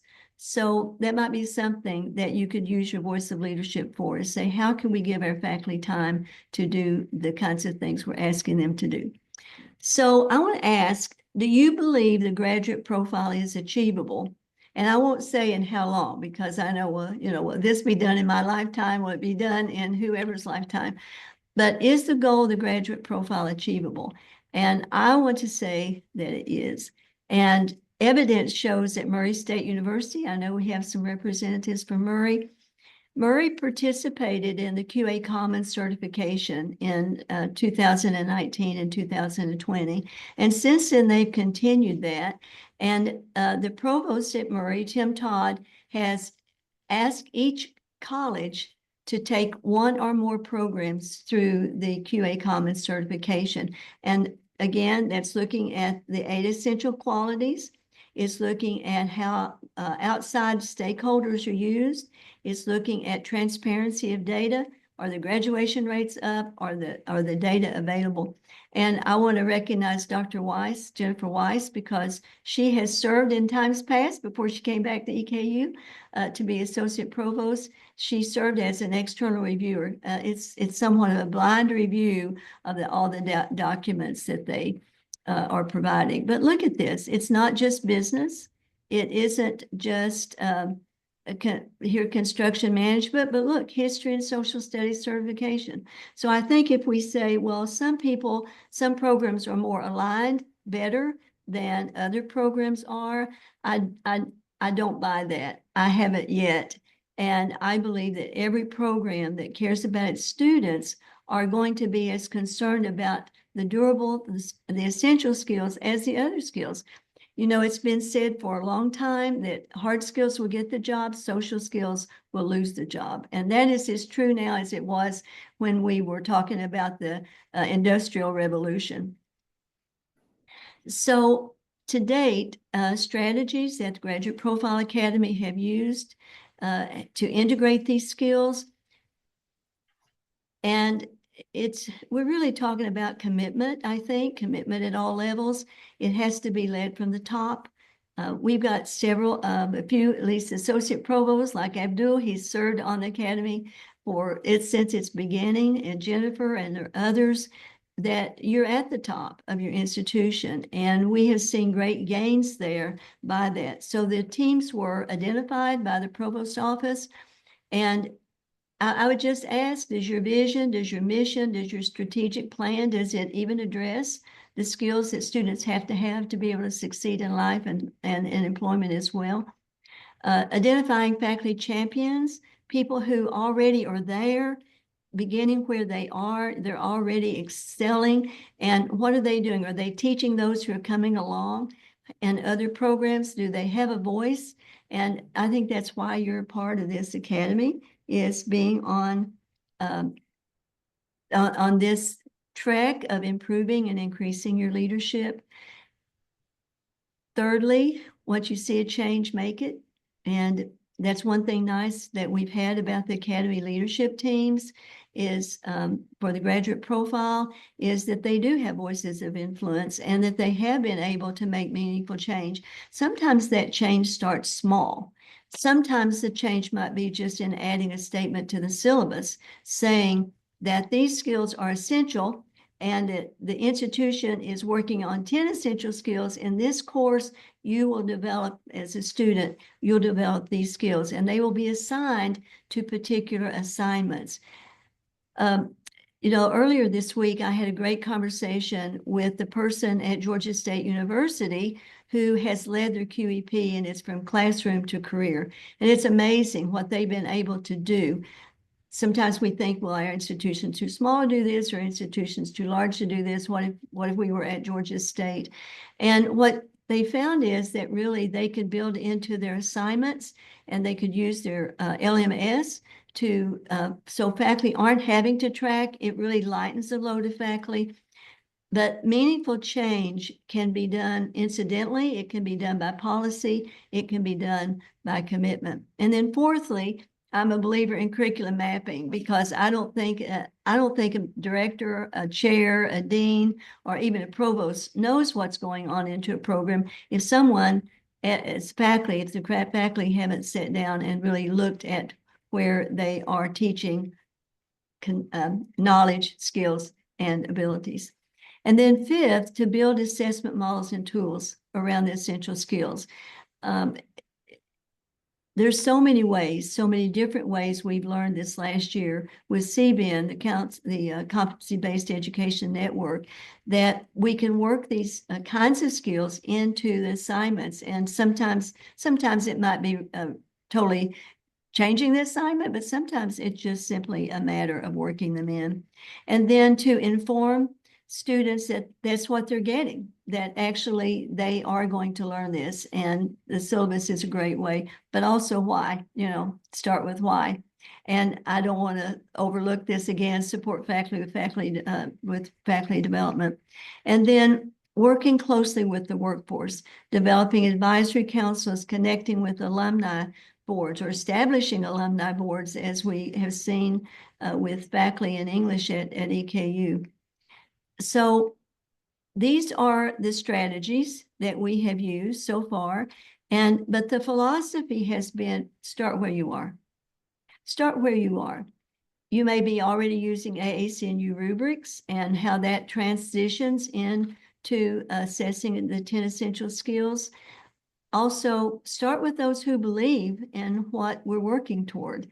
You know, faculty sometimes will wait and see, and other faculty are leading the way. So start with those who are leading and help them describe. And I think that's what I'm going to pat Rusty on the back here, because I think that's what EKU has done with their teaching and learning center is they have those who are leading to lead. And so how? I want to ask you, and I've done this in several different groups, and I'm just going to tell you what I think is the essential skill. Keep it simple, right?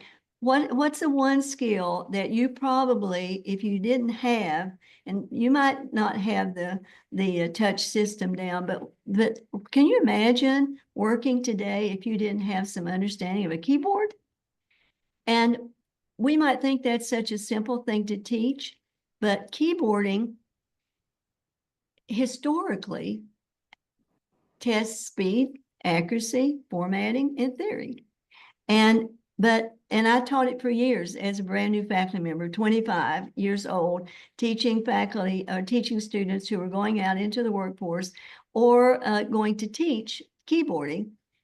But, you know, I didn't do anything about essential skills. They typed timed writings, they type letters and reports and all those things. And it didn't occur to me at the time that we might want to look at what they're typing.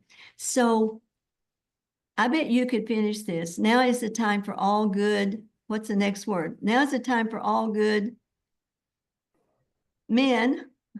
That's how it was worded then. All good men to come to the aid of their country. Well, that's not a good sentence these days. So there's so much that can be taught in whatever we're teaching about essential skills. And I do believe that faculty may assume students will develop these essential skills on their own. But I can tell you that for my first years of teaching, it wasn't about these skills, even though I believed in essential skills, even though I believed in them very, very strongly. But that wasn't the topic. We did not have our rubric. And I want to say this too, that backward design is not a new concept. Decades ago, researchers were identifying the science of teaching keyboarding. And we won't go through some of the, you give long practice, short practice. What do you do to increase speed, or what do you do to increase accuracy? But we had it all laid out. I didn't have to decide that when I was a first semester faculty member. It was here it is. You're teaching beginning typing, teaching beginning keyboarding. This is it. You get a student who can type 30, 35 words a minute. They're going to get an A in timed writings and so forth. You can see the scale. And also we had levels of mastery. It wasn't just that you're in typing. No, you're in beginning typing, intermediate typing, or advanced typing. When you go out to teach in a secondary school, then you're going to know how to do this. But you know what? A course that was required in a master's program was a large textbook on the research of typing and how to increase typing, but there was not one thing in it about essential skills. I share this with you to just show how in one simple discipline that's not even taught at the college level anymore, at least at the 4-year. My granddaughter had typing last year in 6th grade, and her teacher didn't even know how to type. They did it all with modules. But it's a simple way to say, can I change my assignment? Can I change my assignment easily? Can I lead in place here and show my colleagues how we can incorporate these into the assignments that we have? So this brings us to phase 2. The first 3 years of the Kentucky Graduate Profile was really getting the graduate teams up in place, the academy teams. But I would have to admit that at the end of this time, if someone said to me, well, how do you know at X institution that students are actually learning these essential skills? Yes, you built them into the curriculum, or you are adding them to assignments, but how do you really know that they are learning? What evidence do you have? And I would have to say, I don't have any. I can tell you the changes that have been made. It's exciting, the innovations that are happening, but I don't really have any evidence. So, and students, how do they know for sure? And how are they able to tell and articulate it? So last year, some of you are well aware of this because you participated. We partnered with CBN, Competency-Based Education Network, which is internationally known for their ability to identify competencies. We're not talking necessarily about competency-based education in that sense, although it could develop into that if that was the wish of an institution.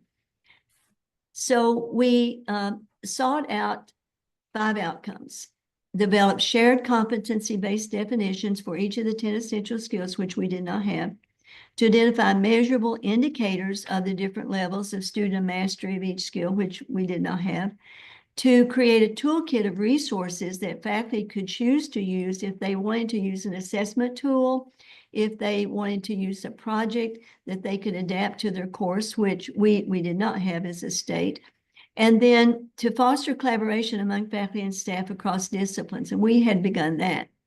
That was probably one of the strengths that allowed this to be successful, and to build stronger partnerships between higher education and the workforce, which has happened. The assurance of graduate essential skills, we identified competencies for each skill. We had a work team for each skill, which some of you participated on as well. So we had 10 work teams. They represented the academy teams. They represented 2- and 4-year institutions. And for almost every team, we had an employer partner. Then we got commitment from these folks that they would hang with us from March to November.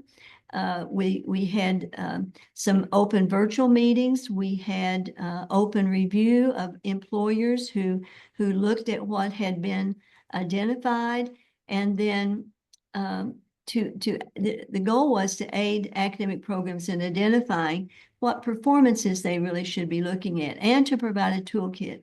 And I think we went into this project with some questions, because it's easy to promise or agree. You know, it involved a lot of steps, did it not, Sheila? And Sheila was a really important guide all along the way. So just to kind of show you what that project timeline looked like. So we began way back before March, actually planning out this timeline. But in March the 25th, we brought all the teams together, the 10 work teams. They took a look at each of the essential skills, and they said, okay, what behaviors would we expect from someone who is efficient in communication? What behaviors would we expect with someone who has an understanding of their own civic identity and civic engagement? And so throughout this process, we had 2 open reviews that again involved employers. And then in September, we came back together as a group. You might pick up here that nothing was said until we finished this process. So if someone said, I don't like that, or I think we should do X, it was a very, very flexible conversation. So what came out of that then, through this partnership and collaboration, was a toolkit for one toolkit for each of the 10 essential skills, and 3 levels of mastery, which we'll look at in just a moment. Icons, which the academy teams have been asking for, you know, because icons tell us a lot these days without words. And this has just been handed off to CPE. Dr. Bell, the Vice President for Academic Excellence, is working with the provost to get this in the hands of faculty. She announced this morning that the KFAN group would get this probably before we meet in February at the Student Success Summit. And this is pretty exciting, really. We have 3 levels of mastery for the state. This is an example of communicate effectively. The benchmark would be for assessing students who are coming in from high school, but it also could be used for assessing adult learners, people who have some college, but they do not have a degree and they've been out for a while. So the benchmark, then the milestone at the end of 2 years of college, the capstone, the bachelor's degree, and the completion of the bachelor's degree. So what should a student know and be able to do once they get through general education? What should students be able to do and know and do once they finish their degree? So for each of these 10 essential skills, we have the breakdown, the levels of mastery, but also we have the rubrics that students would be expected to perform. So if I'm a team player, what does that really mean about me? What behavior should I be able to demonstrate? So we have these levels of performance indicators at the 3 levels. So if I have developed team skills, then I should be able to meet deadlines, attend meetings, and provide timely response. So one of the things that we found and I've expressed today is that students haven't been able, even though they have had teamwork projects, which if employers ask, you know, are you a good team player? What can you tell me about the teamwork that you've done? they're very vague and very general, but we want them to be able to say, I have learned how to work as a team player. I know how to meet deadlines. I know how to work toward a vision and a goal, and I can articulate the goals that our teams are working toward. So it behooves us as faculty then to work these into assignments. And not every assignment involves teamwork. We know that. Not every assignment necessarily would involve civic engagement. But if we're having graduates leave our institutions and they haven't been exposed to these essential skills, can we really say that we're keeping up to date with where the students really need to be? So here's another example of critical thinking. And these were all developed by the teams, sent out for public review with employers giving the feedback and giving very specific feedback. You know, I don't think this belongs, or I really like this. CBN did, they collected the ratings, and we were encouraged that the employers were very positive overall, but they were very candid as well to offer changes. So the 3 levels that faculty will have access to for each skill would be at the benchmark, the milestone, and the capstone level. They will have a summative assessment for each of these and a sample rubric for scoring guides for each. Now, do we expect faculty to just internalize all this information that took a year to develop? And as a faculty member, I would say no. I don't believe that that's going to happen. But what I hope does happen, and with your help with leadership on your campus, what I hope does happen is that we accomplish these goals, that students know where the skills are being offered, they know whether they have met this standard or not, and they can articulate to an employer that this is what I gained from my college education. So I'm going to open with an open question here, and Sheila, perhaps this will prompt some discussion as we think about faculty leadership today. And I would ask each of you in your role and with your voice of influence and with your circle of influence, how can you support the graduate profile on your campus? How can we ensure on your campus that every student has a high quality education, which we have a better understanding what that is after today's conversation, that it's relevant? And relevant means that students have to see it related to their career goals. They have to see, and if they don't, they're probably going to opt out or they'll change their major, which students are known to do. So here's what we need.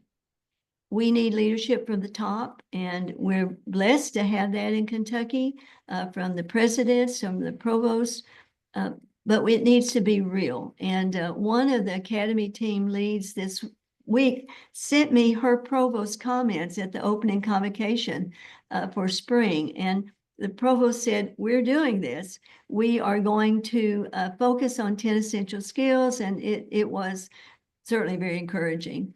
But also identify the faculty champions. Every program has a champion. Every project has a champion.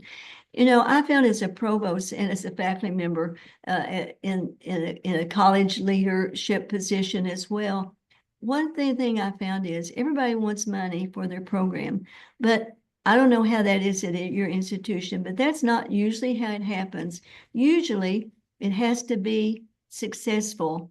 And then somebody says, why don't we give some money to this effort? So it usually starts with faculty champions. I've known so many faculty who've carried something kind of on their shoulders until somebody recognized it.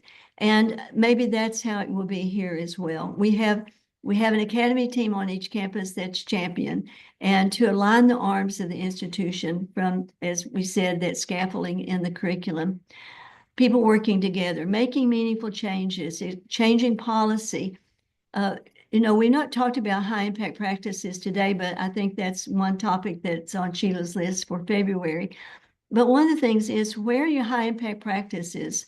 Student research with a faculty member, co-op, internship, study abroad, you know, where are those? And one of the things that that EKU, I don't know if it's still, every program had to have at least one. They had to identify where it is, and they had to identify it in the catalog.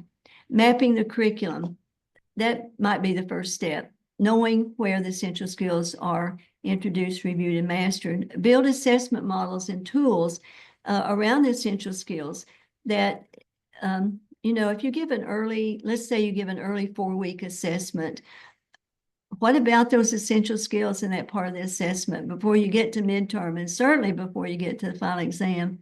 And then build assessment models and tools, as I said. Support the faculty. It's encouraging to see all the faculty development happening across the state.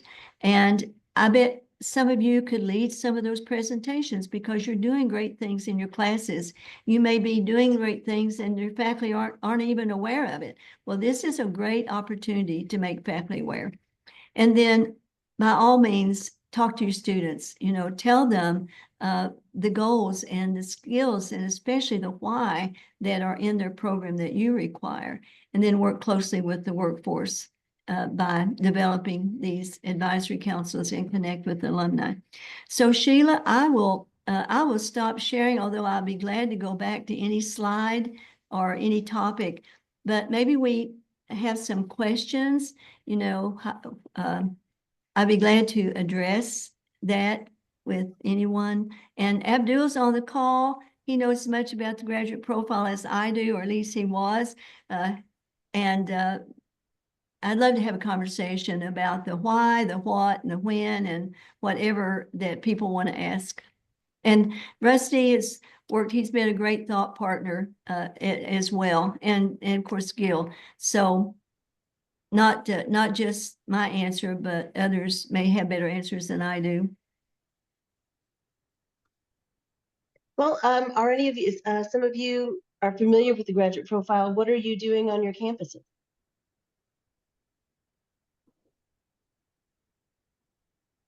Or if you're not doing anything on your campuses, why do you think you haven't heard about it? Yeah, and I might modify that question a little bit. To what extent have any of you worked already with the Graduate Profile Academy teams and the efforts that they're making, that you're familiar with what's happening from their perspective? You can take any one of those questions that relate best to you. Just begin. I have a question or a thought, if I could. Yes, sure.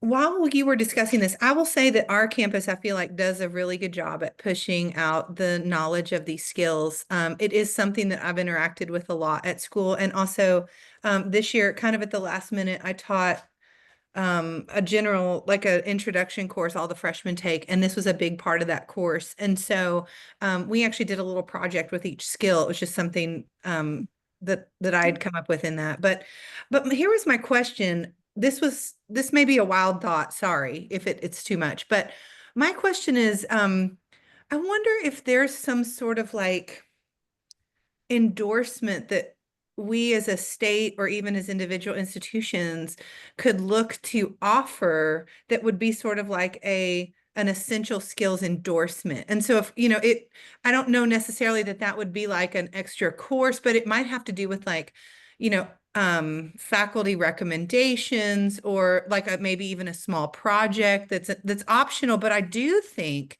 going forward, as we're looking at the changes in higher education in the next 5 to 10 years, I think having, you know, it's almost like a, you know, in the county where my kids are at school here in Fayette County, they can have a seal of arts, like the arts seal. Mm-hmm, mm-hmm. And they can do that. And it does require them to do work. It's not like work on the faculty and except for who's sort of grading it. But I'm like, I wonder if as we're going to this, that's going to be more measurable outcomes.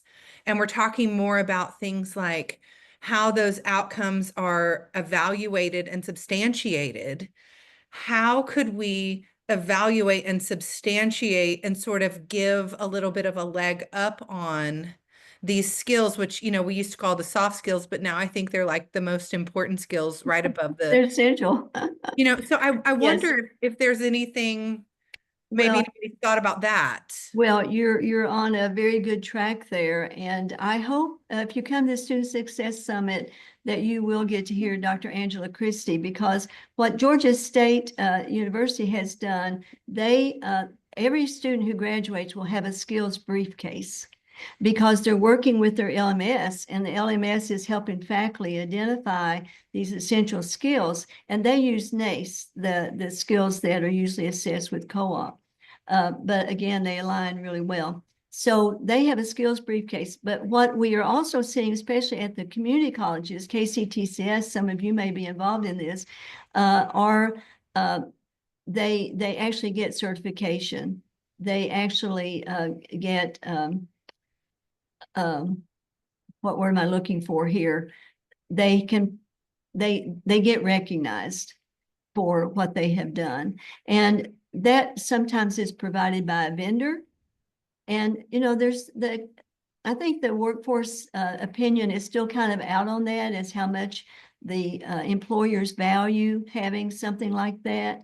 But, you know, if you have it and you're applying for a job and I have it and I don't, I mean, you have it, we're applying and I don't have it, guess who's going to get the bump there? Yeah. That's a great question. Others? I guess I'm going to suggest this too. I mean, I know this is a good idea, but I'm going to ask for a course. I'm sorry, you're cutting out. The voice is cutting out just a little bit. I don't know where I am, but I'm going to suggest to my dean to give a course much like this. I mean, the whole thing is ready.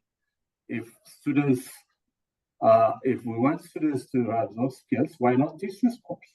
Yes, and some are doing that. Mm-hmm. And that is one thing with civic engagement. Kentucky is part of the multi-state collaborative on civic engagement.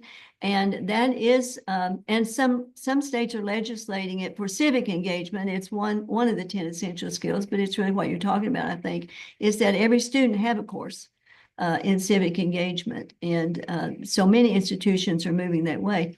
But you're right on track. And, you know, how do we adapt our curriculum in a way that we can ensure? And we've not talked too much about equity today, although I mentioned it, and it's that third prong. Are all students getting the benefit of this? Or only the students who are up front in the front seat and, you know, maybe in the honors program, which that's a wonderful program. But we are committed to all students, not just those who select or volunteer, but those students who need it if they're going to be successful, because maybe they are first generation college students. So I like your idea of being more proactive about it. Thank you. I think one of the things that's important is remembering that these essential skills are driven by employer feedback. So it's not just a matter of us creating one course to do all this. We need to permeate it throughout the curriculum so that our students aren't graduating unless they show these skills. They have to be able to demonstrate them by habit in the workplace. Just checking off a box isn't really going to do it. It has to be an institution-wide change in permeation. You're so right. Introduction is one thing. Being able to actually carry these out, perform successfully when the time comes, has to be ingrained. And it's like the other things in our program. We don't just introduce it once. Whatever the program is, you're going to scaffold it, and so that they get it higher level, and then they have to show some performance at graduation. So there are many ways to achieve this goal. One of our former presidents, Rusty, used to say there's more than one way to make par, right? More than one way to make par. And I'm not a golfer, but I understand that. Janet, can I ask, and I may put two people on the spot, and they don't have to feel that pressure if they don't want to, but often when Sheila and I are talking about programming for the Leadership Academy, we reference specifically Mark Worth and Nathan Vanderford, who work, it seems to me anyway, exclusively with graduate students. The 10 Essential Skills is an undergraduate initiative, but it feels like when we talk about Mark and Nathan, we're thinking about medical students they're working with, because these are important within those disciplines too. Like our Doctor of Nursing Practice students at EKU, they're stressing these same things, even though they're in graduate programs. You know, they're not exclusive to kind of that developmentally appropriate undergraduate life cycle.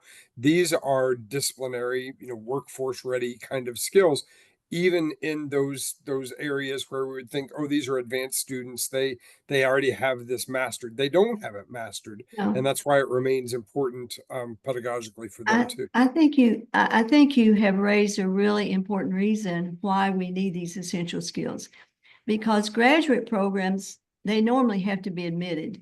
And what are the criteria for being admitted? They'll look at the transcript to say, how did you do in this nursing course? How did you do in chemistry? How did you do in these skills? But what I shared this morning, I recommended someone for the MBA program about a month ago, and the questions I was asked about this individual were around these essential skills. It wasn't, you know, how'd they do in their undergraduate program? They had that information. So if no other reason, if we want our students to succeed in graduate school, which we do, and the graduate programs are becoming more intense. You know, we look at new programs all the time and more competitive, then we need to be able to, students need to be able to say, this is what I was able to do. Great point, Gil. Matthew, you have a question or comment? So we talked about this in our faculty circle a bit ago. I'm on the faculty senate at EKU. I'm not on the Gen Ed committee, but I have friends who are on the Gen Ed committee. I'm actually on the committee. I was the faculty expert on civic engagement. When we talked about this around EKU, faculty response was negative, verging on extremely negative. On at least 3 occasions, the immediate response was, oh God, not something else I have to assess. And this is a response that has apparently been heard at other schools as well in their faculty senates, in their Gen Ed committees. And as we talked about it in the faculty circle, you know, a lot of it boils down to resistance to redoing stuff that we just did. Schools that have just redone their Gen Eds or are EKUs in the process of evaluating its Gen Ed. This is something else to get dumped into what is already a very complicated process. It is another constraint in an already very constrained process. And so we talked about where are the places where it has been more successful, where it's been more, has received less pushback and things like that. And the 2 versions or the 2 discussions we had getting out of this were that tying the graduate profile to existing processes like Gen Ed engenders a huge amount of resistance because, again, curriculum changes, Gen Ed programs, these are highly complicated things, require a ton of work, and we're throwing an additional difficulty into what is already a very contentious process. But if this is thought of as you talked about the crosswalk. This is what I'm trying to tie to. If this is thought of more as a what we're doing in curriculum, what we're doing in Gen Ed is not the implementation of the essential skills, but rather the essential skills is what the Gen Ed process is supposed to be developing. This becomes a much more productive. Doing that. This becomes a much more productive conversation because it's no longer about, okay, what classes do we do essential skill number 1 in? It's more of a, okay, so this is what Gen Ed element whatever is doing. And at the end of it, what are the goals we expect them to come up with? And oh, hey, look, 4 of those goals are on the essential skills list. So I thought that was a useful conversation we had in our circle that the rest of the group would find I think valuable. That's great. And Matthew, I want to thank you. I know that you've always believed in quality. We've had a lot of work together in the past, and I hope that's a legacy I left at EKU after being the provost for 8 years and associate for 2. So I appreciate your bringing up the negative side, the pushback that faculty have. And it's expected. And I would want to say one thing, that there are already faculty in every institution. I guarantee if you have professional accreditation beyond SACS that are already doing this, that they're already figured out how to do it. And that's really where the collaboration comes in. And will all faculty ever want to do this? No. I don't know that every faculty member, I bet you still some faculty who don't like even using email or won't use email. You know, there's transitions. So I appreciate your bringing that up. So I would encourage you all as faculty leaders to think about how we get to this point with the most involvement of faculty and the keeping our promise to students. I mean, are our processes getting in such a way that we can't provide students what they really need? And I'm not asking that to you. That's a general question across education. You know, have our processes gotten so inflated that we're missing what students actually need? Is our curriculum gotten so focused on by the textbook that we're just providing what's in the textbook and we're not really looking at what about our first generation students? So my advice from the beginning, knowing that there will be faculty pushback, has been start where you are. You know, when we went to critical thinking and communication for the QEP, Eastern's first QEP, one of the questions I was asked at that time was, so is the QEP going to replace general education? Now, you know, all of you been through QEPs, you know how ridiculous that question was, but that's what faculty were asking because they didn't understand it. But we had a model. The model is very much like what we have with the graduate profile. And I would challenge anyone to say that we did not increase our quality with the QEP, with critical thinking and communication. I believe it's still going on. It led to faculty awards. It led to acknowledging faculty who were pushing ahead of standard. So it is a conversation to be held. And I think we're out of time, are we, Sheila? We are. Thank you so much, Jana. This has been a really good conversation, and I'm looking forward to being able to continue this in February.